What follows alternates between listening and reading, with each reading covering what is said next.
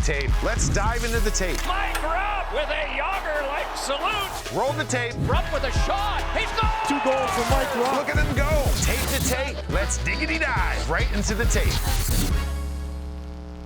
11. 11, is that it now? 11 losses in a row by the Yotes? Yeah. All right, so 11 or 10, I don't know. So we were being told up it's there. 11. It's too many. It's too many is where it's at. And I said, Bruce, at the beginning of the year, I'm like, I think this team's going to, I like where they're at. I like the future of theirs, even losing 11 in a row right now. They have a bright future. I want to say they have 31 picks in the next 3 drafts. Mm-hmm. They got a ton of youth, ton of talent there. They're playing a lot later into the season now. Before this run of bad games, they've been more relevant for playoffs than they have been in quite some time. So I think that's a big thing. So for you, when a team like them, like what's a successful year? I mean, making the playoffs is, but that doesn't seem to be happening. So like, is it just playing more meaningful hockey later in the season? I think, you know what, I really expected them to play really meaningful hockey into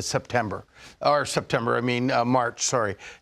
But February to get out of it with this 10-game losing streak is way too early. Yeah. Because then they, what do you do in the next 2 months? You play for jobs, of course, it's one thing. But I mean, so many of these guys, they're young picks from years ago for the last 3 or 4 years. They want to play meaningful hockey. It's just, they don't want to be saying, hey, am I going to be on a team that's going over for the World Championships. They don't want to think about that. They don't want to think that. They read about everybody, how great the Stanley Cup playoffs are. That's what they want to do. So this has got to be a real struggle on their mind right now. Hey, we'll get into it after the clips on just how you break up the season and how different it is to have success early in the season than the middle parts, the later stages, and even the playoffs. It's just a different brand of hockey. We'll get on the flip side. But here's some of the things. Let's get some of the numbers up here because this has been a team, this Yotes team, when you look at what they've done here, this is the splits. First 45 games, last 11. And you're talking about these shots against per game. They're just simply not defending like they and I don't want to say, Bruce, like I don't know if they really ever defended like great, but it's their league worst pretty much. Now roll to the next screen. When you start going through these things, what they're giving up, inner slot chances against, last 11 games, the shot differential. I mean, look at that shot differential, 117. I look at that, and it's still a 4-3 league or a 3-2 league, and they're giving up almost 5 goals a game in these. I mean, just think about it. If you have to score 6 goals and you don't have one of those high potent offenses every game, you're not going to win a lot. So I mean, they've got to get it back down to 2.5 goals a game if they want to win. So when you're looking at this, and there's pretty much last or second last in every single defensive metric over the last 11 games. I will say this when we come back on camera here. At the beginning of the season, like they were never a lock it down, shut it down, but they were much better in what they're doing now. But when I'm looking at this team this year, they didn't generate a ton of looks offensively, but their actual goals, so their expected goals for wasn't that great. They didn't generate a ton, but they're finding ways to connect, and they're doing the same thing on their power play. They're getting lights out goaltending.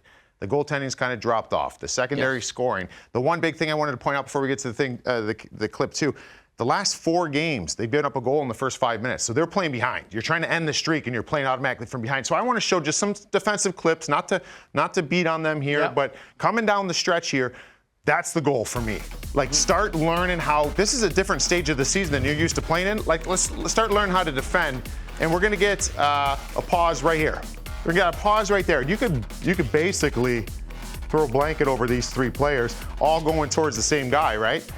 So Bruce, jump in at any moment you want. I'm just saying they're duplicating. Like, I mean, they've only got 4 guys on the ice, but so do the Leafs. But at the same time, that guy, the far left guy, should be watching the defenseman coming back. There's no need for him. There's 2 guys there ready to take him, but once you start duplicating and he draws you in, that leaves everything wide open, and now they're starting to run. Yeah, so it's like everybody wants to do, and this to me screams, I want to help. I want to do the right thing. Do your job. This is the time of year when you're struggling like that. For me as a player, be selfish. Do your job, and your job right now is not doing someone else's. Roll it forward. And this just ends up being a beautiful feed by Mitch Marner.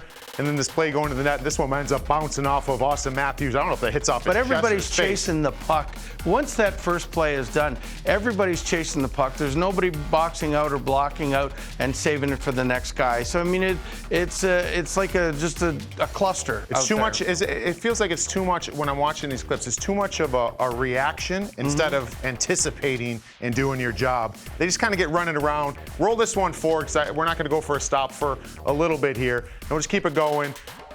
You can go. The puck's going to clear here, and pause it right there. Bring it back a little bit. This is the part I want to make. Keep going, keep going.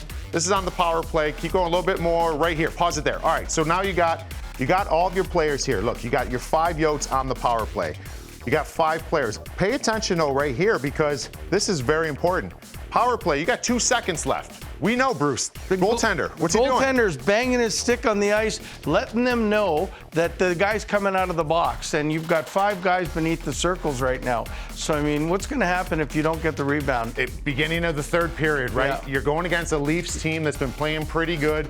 And, you're on the power play here. I get it. And I think this is where the frustration comes in. How do we still navigate through a game when scoring's coming at a premium? This ain't it, right? You got to still play the situation of the game. Like you're saying, too, in between periods, stay the course. Let's not try to win it right off the bat. And it looks like they're just throwing everything. There's 18 minutes left in the game. They're only down a goal. I mean, if they play smart, you're always going to get a chance, at least 1 chance or 2 chances in the period to score. You don't have to throw it all away by getting 5 guys caught right off the bat. And we roll this forward. You got the wrong guy coming out of the box here. You got Willie Nylander, right? He's going to go in here and take care of business. So these are some of those things where it's just, you're not really giving yourself a chance here. Roll it forward a little bit here. We're going to get another look.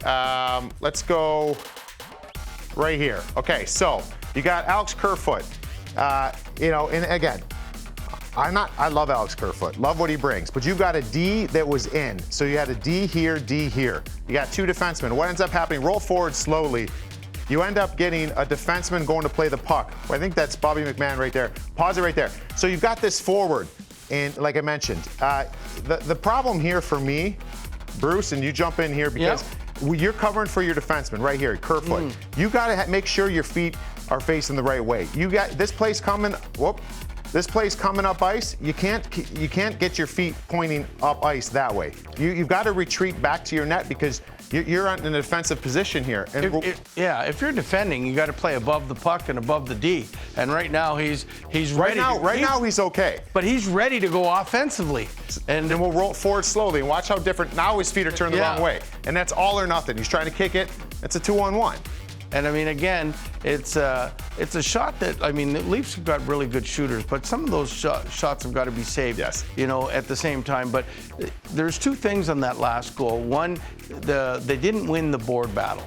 And when you're trying to think offense, when you're in a defensive position, it's tough to win. And that's what happened. Yeah, that's one. And that one pretty much ices the game. And we'll roll it forward here.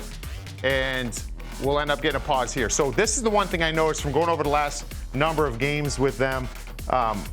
They really struggle when you get 3 guys up high in the offensive zone. If you have a forward and one of those is a forward because you've got, I'm trying to decipher which one is the forward. I think the one up top here. I think that's your forward. Jeez, oh Pete, this stupid thing.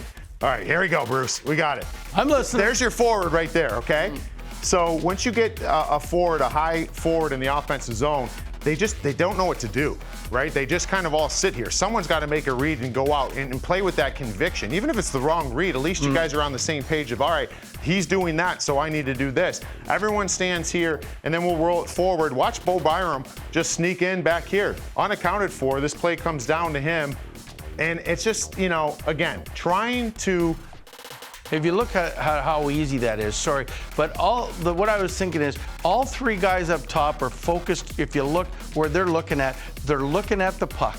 They're not looking at where the guys are going. And again, when it comes down to Bo Byram, all 5 guys are looking at the puck. And who's the most dangerous guy on the Colorado Avalanche? And if you don't know where Nathan MacKinnon is every single time he's on the ice, then you're going to get caught. I mean, every teammate should be saying, he's behind you, look at, and they weren't. They were just following the puck. And when you follow and chase, bad things are going to happen. Especially against good teams. We'll just roll through this one. Same kind kind of idea here, where everyone's collapsing down. This is all good, looking good, but you got to be aware. You got to look over your shoulder, and you can't have 5 guys puck watching. No. So just conviction, being connected, learn how to play at this time of the year when teams are getting dialed up for the playoffs. That's that step for the Coyotes. And the details of their game, they got to start getting those back, because if they could figure some of that out now, next year when they approach January, maybe they've learned. Maybe they learned that it's going to be a different feel. It's amazing one year to the next year how each player individually can learn. And they've got some young forwards and everything still in Arizona, so they're still learning. The other thing too, at the beginning of the year, there's a lot of practice time. There's training camp, and the games in October are spread out. Now that the games are getting, or there's more games, or you're playing 4 games a week instead of 3 games, the practice time is less. So I'm thinking, just watching it, that they could use a couple good practices to get them back on track, because teaching time, right? Yeah, they need teaching time, and when you're a young team and you're losing, that snowball can either be really good or it can get bigger and bigger and be really bad. And every time something bad happens, you go, "Woe is me," instead of like having that fight like when you're in a winning team. Oh, don't worry about it. We're going to catch up. Yeah, they got to navigate through this time, and if they do and do it right, I think they'll reap the benefits next year. And I'm going to be back on the horse saying this team should make the playoffs. So we'll see what happens, though. We'll see what happens.